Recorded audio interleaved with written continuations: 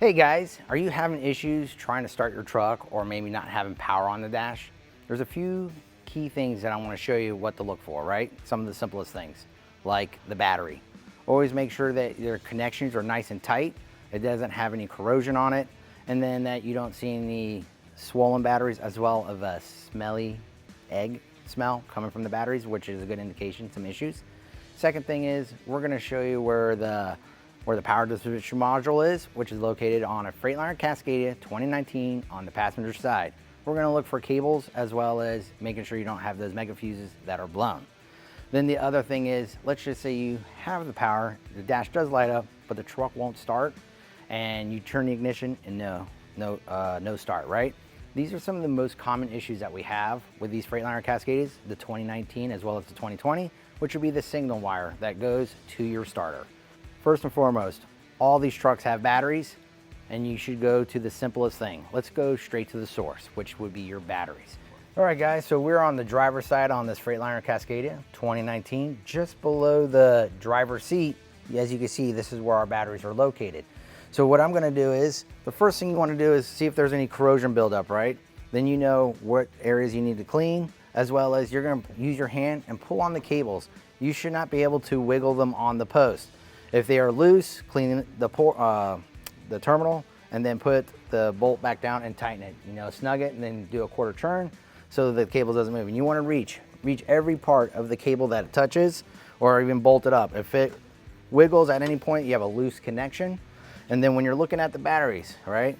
As you can see, these are brand new batteries, but you can see if it was bulging or even put your hands on them.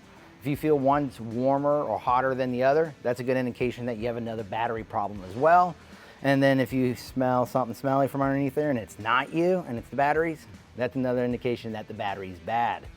All right, so just remember, check your cables, make sure they're nice and tight, make sure there's no corrosion. And if you want to take that extra step, put some electrical gel on it, and that will protect it from the corrosion as well. And then look over all the condition of the battery.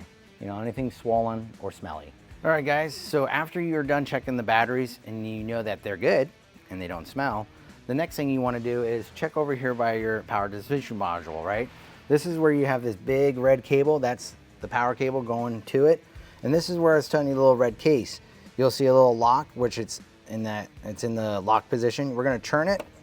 So it's loose and it's in the unlock. This is where you just wiggle a little and it's attached just like that, and you can remove it. Now, here, it'll display what the fuses are. Now, you can see in here you have 3 mega fuses. You want to make sure that you check the power on one side. And if you have it here, but you don't have it on this side, it's a good indication that this could be the blown fuse. But you check them both to make sure you have power going from one side to the other. And if everything looks good there, and then double check your cable, make sure that it's tight and there's no corrosion buildup. All right, guys, so the last thing you want to check, right? Let's say you have power. You know, the batteries are good, and then you have power to your distribution box, right? And you're still turning and nothing's starting the truck up. Next will be the signal wire, right? It's located on the starter on this Freightliner 2019 Cascadia. It's gonna be the top cable, right?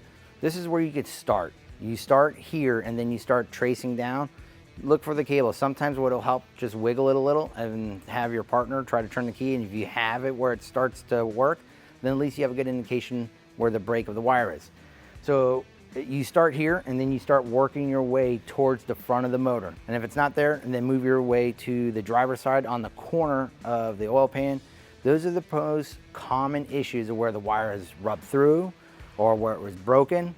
And once you do that, you repair the wire and then test it, and then you should have Eureka, the truck should start. All right, so this is a good starting point.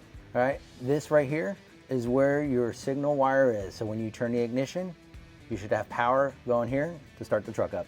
All right guys, so these are some simple things that you guys can do to check to see if you have a power issue with your truck by doing it yourselves before determining that it goes to a shop for further diagnostics. So this is here to help you save money.